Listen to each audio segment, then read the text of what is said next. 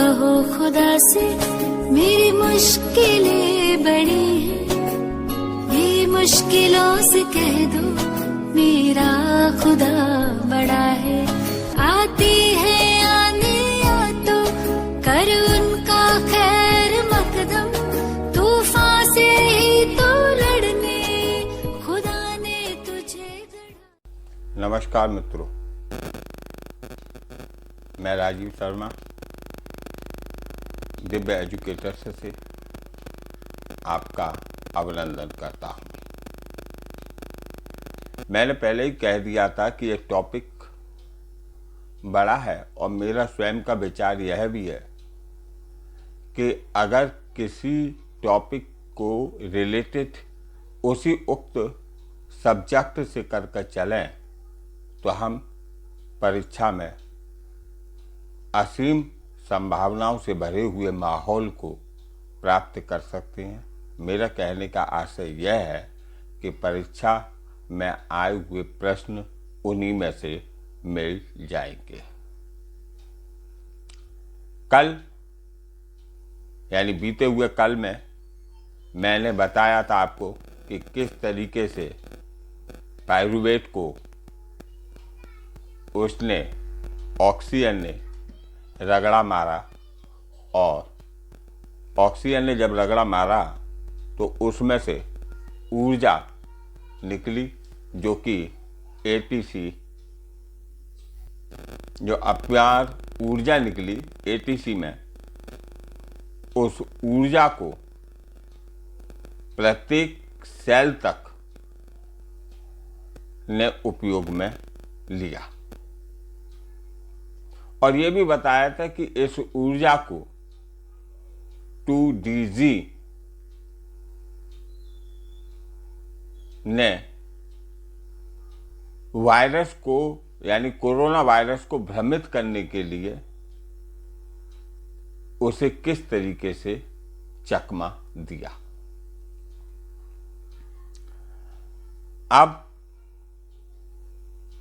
प्रश्न बनता है कि 2DG यानी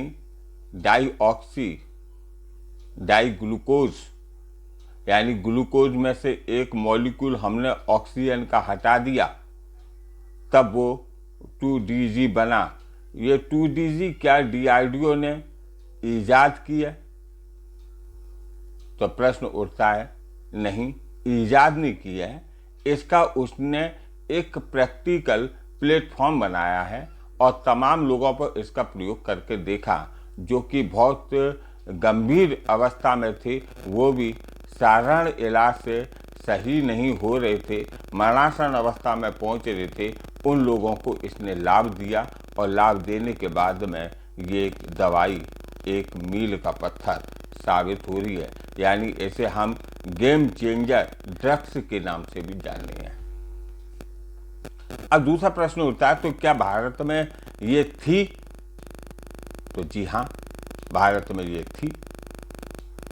ये किसके लिए बनाई गई थी? तो ये कैंसर के लिए बनाई गई थी।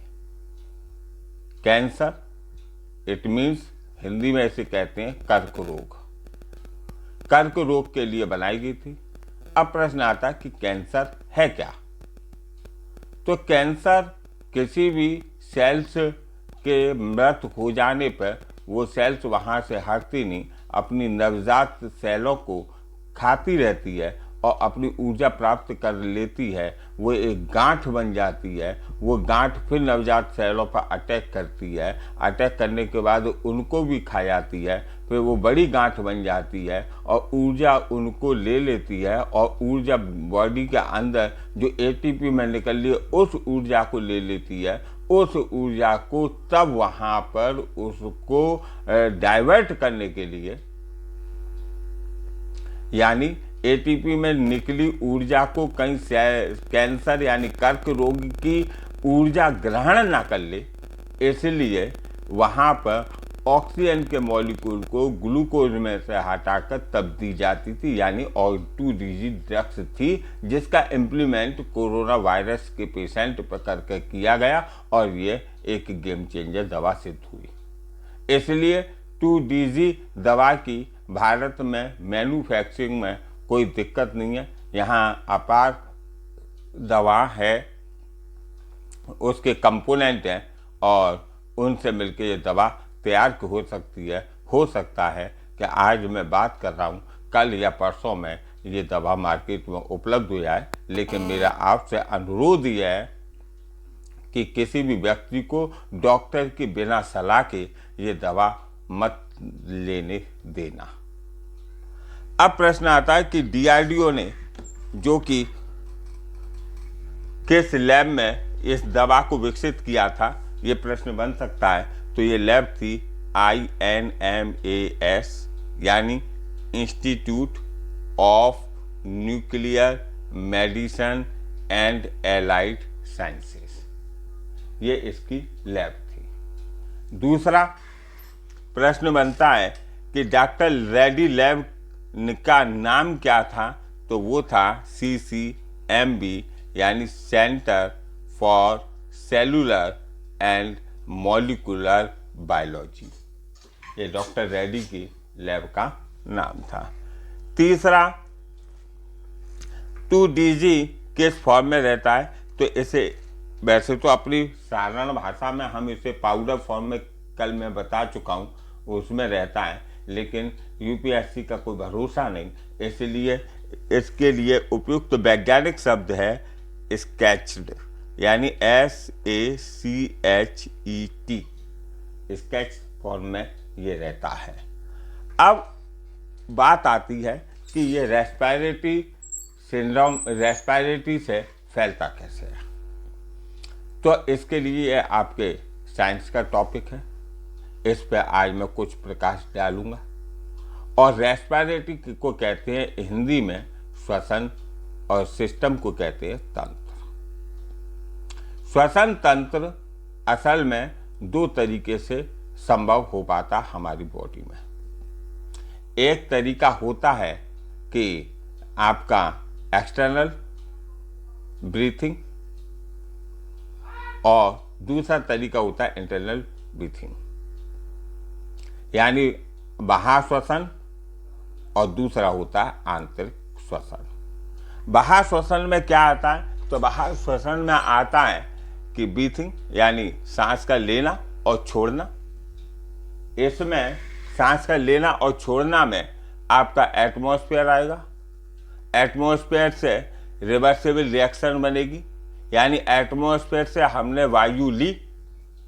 कल मैं आपको बता चुका हूं कि एटमॉस्फेयर का मतलब, एटमॉस्फेयर का सीधा मतलब है जलवाष्प यानी vapours plus gases plus dust particle, ये सभी हमने लिए। और उसके बाद में इसमें यह अंदर मैं कल प्रोसेस बता चुका हूं कि ऑक्सीजन कहाँ पे रिड्यूस होती है, तो वही सब प्रोसेस चलेगी।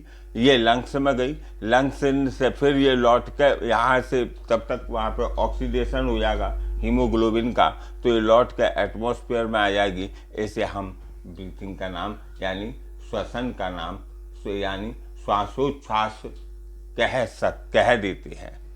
दूसरा होता है गैसेज एक्सचेंज, यानी गैसेज एक्सचेंज लंग्स के बाद ऑक्सीजन गई ब्लड में ऑक्सीडेशन किया, कार्बन डाइऑक्साइड बनी, उसने कार्बन डाइऑक्साइड को फिर रिवर्सिबल रिएक्शन हुई, कार्बन डाइऑक्साइड को दे दिया लंग्स को और लंग्स ने उसको बाहर निकाल दिया। इस प्रोसेस को गैसेज एक्सचेंज के नाम से जानते हैं। तीसरा है ब्लड में O2 गई, O2 जाने के बाद ये सेल्स तक पहुंची, सेल्स में ग्लाइकोलिसिस की क्रिया हुई। कल मैंने बताया था ग्लाइको मतलब ग्लूकोज, लिसिस मतलब ब्रेकडाउन, यानी ग्लाइकोलिसिस की क्रिया हुई, ऑक्सीजन टूट गई आपका, मतलब टूटने के बाद में पायरुवेट में, और पायरुवेट ने इसको मतलब कार्बन डाइऑक्साइड वहाँ पर जो ऊर्जा मतलब गैस निकली, उस गैस को दे दिया ब्लड को, तो ये गैसेस ट्रांसपोर्ट कहलाई। अब यूपीएससी ने एक क्वेश्चन पूछा कि एक्सटर्नल रेस्पिरेटरी में कौन सी क्रिया होती है, केमिकल रिएक्शन, मैकेनिज्मिक रिएक्शन, या के मतलब बी और सी, या इनमें से कोई नहीं। ये 4 विकल्प दे दिए और क्वेश्चन पूछ लिया। तो इन सब में हमें ध्यान रखना चाहिए कि ये केमिकल रिएक्शन नहीं है, ये मैकेनिज्म रिएक्शन है, यानी यांत्रिक क्रिया हो रही है। तो A+B यानी पहली क्रिया यानी breathing plus gases exchange plus gases transportation is equal to अपन मैकेनिज्म रिएक्शन कह देंगे, तो मैं यानी मैकेनिकल रिएक्शन कह देंगे और इस तरीके से ये यांत्रिक क्रिया बन जाएगी। अब आता है एक्सटर्नल ब्रीथिंग में होता क्या है। एक्सटर्नल ब्रीथिंग में मैंने कल आपको बताया था ग्लाइकोलिसिस होता है। ग्लाइकोलिसिस का मतलब ग्लूकोज लिसिस मतलब टूटना, और यानी ग्लूकोज टूट गया। पायरुवेट कल मैंने बताया था, उसे विज्ञान की भाषा में पायरुविक एसिड भी कहते हैं। फिर उसके बाद दूसरी कर्ब से क्रिया चलती है, पायरुविक एसिड से यह टूटता है तो CO2 यानी ऑक्सीजन हमने बताया था कि रगड़ मार रही है, और ऑक्सीजन जब उसने रगड़ मारा तो उसमें से ऊर्जा निकली, उस ऊर्जा के दौरान CO2 भी निकली यानी कार्बन डाइऑक्साइड गैस निकली और पानी भी निकला, और इन दोनों को फिर आती है तीसरी क्रिया इलेक्ट्रॉन ट्रांसपोर्ट सिस्टम।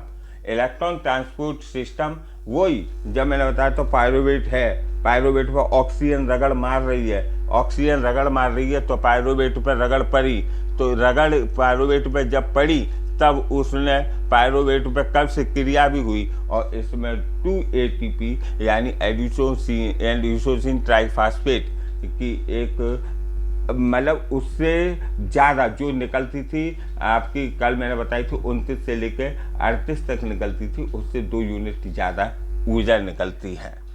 अब आता है रेस्पिरेटरी पिगमेंट एनिमल, यानी कि हमारे शरीर में पिगमेंट मतलब होता है वर्णक, और वर्णक का सीधा सा अर्थ ये जान लीजिए, वर्णक का मतलब होता है रंग, यानी काला रंग है या वैसा रंग है, भूरा रंग है, तो इस तरीके से वर्णक का प्रयोग किया जाता है।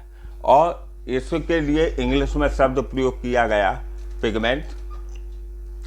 अब इसमें हमें 5 प्रकार के ब्लड का ध्यान रखना पड़ेगा, हीमोग्लोबिन, हीमोसाइनिन, और हीमोसाइनिन के बाद हीमोएरिथ्रिन, हीमोएरिथ्रिन के बाद क्लोरोक्यूरिन, और क्लोरोक्यूरिन के बाद में पिनोग्लोबिन।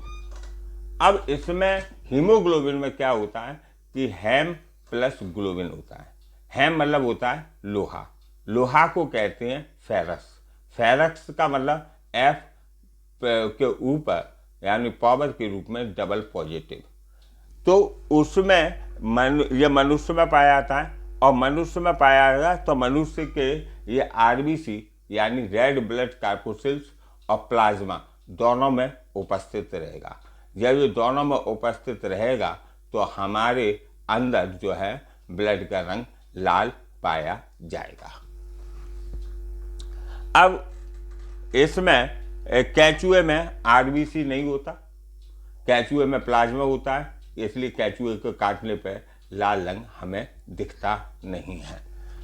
इसके बाद में आता है हीमोसाइनिन। हीमोसाइनिन में हर एक चीज में RBC और प्लाज्मा का गेम है। RBC यानी रेड ब्लड कार्बोसिल्स और या रेड ब्लड सेल्स कह लें हम इसको, तो RBC भी और प्लाज्मा भी इन दोनों को देखना पड़ेगा। तो हीमोसाइनिन में RBC एब्सेंट है और प्लाज्मा प्रेजेंट है, और हीमोसाइनिन का रंग जो होता है वो नीले रंग का होता है। इसका मेन कारण क्या है? क्योंकि प्लाज्मा में हीमोसाइनिन है, प्लाज्मा में जो धातु पाई जा रही है, जैसे यहाँ पे हीमोग्लोबिन में Fe पाया जा रहा था यानी फेरस पाया जाता था, प्लाज्मा में वो फेरस नहीं है, वो हीमोसाइनिन में फेरस नहीं है, वहाँ पर है कॉपर। कॉपर के कारण इसका रंग नीला होता है। अब यूपीएससी ने यहीं पर एक क्वेश्चन कर लिया कि ऑक्टोपस का रंग जो है किस तरीके का होता है, तो वो होता है नीला। कारण यह क्योंकि इसमें हीमोसाइनिन पाई जाएगी, हीमोसाइनिन मिलेगी इसके अंदर, तो क्या होगा, हीमोसाइनिन में RBC एब्सेंट है, प्लाज्मा प्रेजेंट है, प्लाज्मा के अंदर जो धातु मिल रही है वो कॉपर मिल रही है। कॉपर उसे चेंज कर रहा है किस में? नीले कलर में। इसलिए ऑक्टोपस का रंग नीला होता है। यानी अपनी देसी भाषा में कहें तो ऑक्टोपस के ब्लड का रंग लाल नहीं होगा, वो नीला होगा। अब इसमें जब वो नीला हो गया तो इसका क्वेश्चन यूपीएससी ने यहाँ से उठा लिया। हीमो एरिथ्रिन में भी हमने कहा आरबीसी और प्लाज्मा हर एक में देखेंगे। इसमें आरबीसी प्रेजेंट है, प्लाज्मा एब्सेंट है, इसलिए यहाँ पर हीमो एरिथ्रिन कहलाता। क्वेश्चन पूछ लिया गया था हीमो एरिथ्रिन में इन दो में क्या चीज़ प्रेजेंट रहती है, यानी आरबीसी प्रेजेंट रहती है। अब आता है क्लोरोक्लोरिन में हम फिर देखेंगे आरबीसी और प्लाज्मा। आरबीसी प्लाज्मा देखेंगे तो आरबीसी एब्सेंट है, प्लाज्मा प्रेजेंट है, और इसमें भी कॉपर होता है। यानी आपका कॉपर हुआ हीमोसाइनिन में और कॉपर हुआ क्लोरोक्लोरिन में। जब हीमोसाइनिन में कॉपर है, क्लोरोक्लोरिन में भी कॉपर है, तो यहाँ पर हीमोसाइनिन में रंग पाया गया क्या? नीला, जो कि ऑक्टोपस का रंग था, और क्लोरोक्लोरिन में जो रंग पाया जा रहा है वो कॉपर की उपस्थिति में हरा पाया जा रहा है। इसमें अब आता है पिल्लोग्लोबिन में फिर हम देखेंगे। पिल्लोग्लोबिन में हम देखते हैं तो हमें मिलता है आरबीसी और प्लाज्मा में क्या हुआ कि इसमें आरबीसी एब्सेंट रहता है और प्लाज्मा प्रेजेंट रहता है, और इसमें जो मेटल पाया जा रहा है वो मैग्नीज पाया जा रहा है। यानी पिल्लोग्लोबिन में आरबीसी और प्लाज्मा फिर देखेंगे। आरबीसी देखेंगे तो प्रेजेंट है, प्रेजेंट नहीं है यानी एब्सेंट है, प्लाज्मा प्रेजेंट है। इसमें मेटल पाया जा रहा है, मैग्नीशियम पाया जा रहा है, यानी मैग्नीज पाया जा रहा है, और मैग्नीज पाया जा रहा है तो इसका रंग हो गया भूरा। अब इसका रंग जब भूरा हो गया तो यूपीएससी क्वेश्चन मैचिंग के लिए यहाँ पे देगा, यानी इन पांचों के नाम लिख देगा और जंबलिंग में इनके कलर डाल देगा, या इनके जो तत्व पाए जा रहे हैं, कॉपर है, फेरस है, या आपका मैग्नीज है, ये किन किन में पाया जा रहा है उसके विषय में देखकर हमसे आंसर पूछने की चेष्टा करेगा और कर चुका है। तो इसलिए इस बात का भी हमको विशेष ध्यान रखना चाहिए। अब प्रश्न बना था कल कि ऑक्सीजन कंसंट्रेटर क्या है। ऑक्सीजन कंसंट्रेटर को हम देखें तो हम पाते हैं कि ऑक्सीजन कंसंट्रेटर एक मशीन है। ये वायुमंडल में से आपकी गैस लेती है, और वायुमंडल को मैं अभी आपको बता चुका, जलवाष्प प्लस धूल के कण प्लस गैसेस। इसने गैसेस को लिया यानी ऑक्सीजन कंसंट्रेटर में अपने अंदर, और उसमें एयर को इसने कंप्रेस्ड कर दिया, यानी एयर को उसने दबाने का कार्य कर दिया।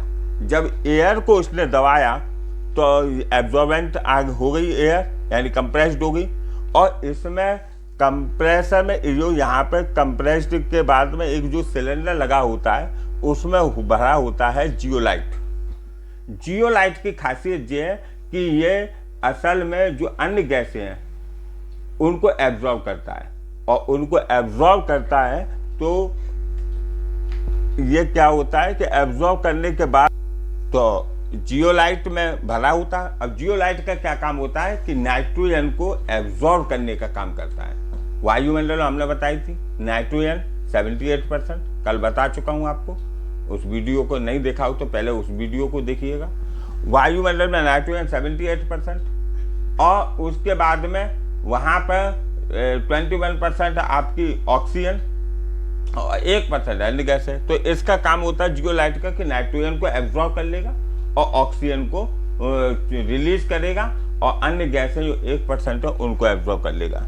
फिर ये क्या करेगा कि सिलेंडर को दे देगा, इसे हम ऑक्सीजन रिजर्वियर के नाम से जानते हैं, उस सिलेंडर को दे देगा।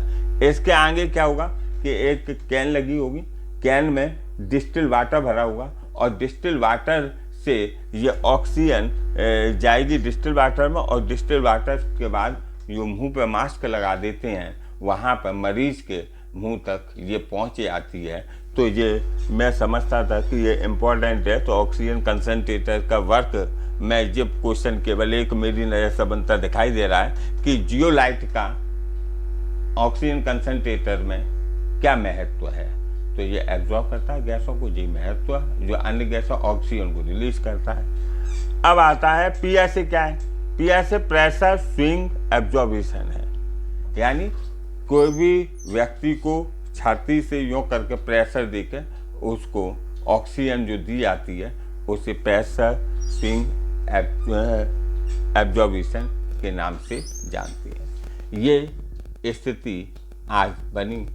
कल मैं इसके आगे का आपको वीडियो दूंगा, यानी आपका 2DG आज समाप्त हो चुका है, क्योंकि इस रेस्पिरेटरी सिस्टम से बहुत सारे क्वेश्चंस आते हैं और कहीं से भी क्वेश्चन पूछा जा सकता है। यूपीएससी के सिलेबस में, यूपीपीसीएस के सिलेबस में, आरओ एआरओ के लिए ये इम्पॉर्टेंट है, क्लैट के लिए इम्पॉर्टेंट है ना। तो इस तरीके से ये इम्पॉर्टेंट जो पेपर्स हैं उनके लिए बहुत भारी इम्पॉर्टेंट है।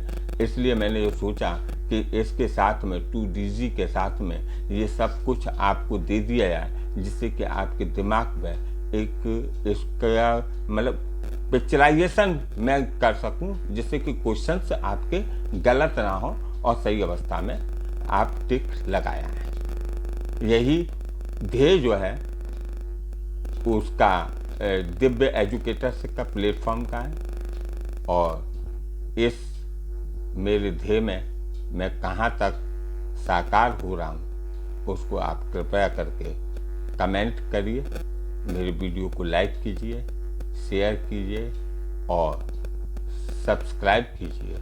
जय हिंद।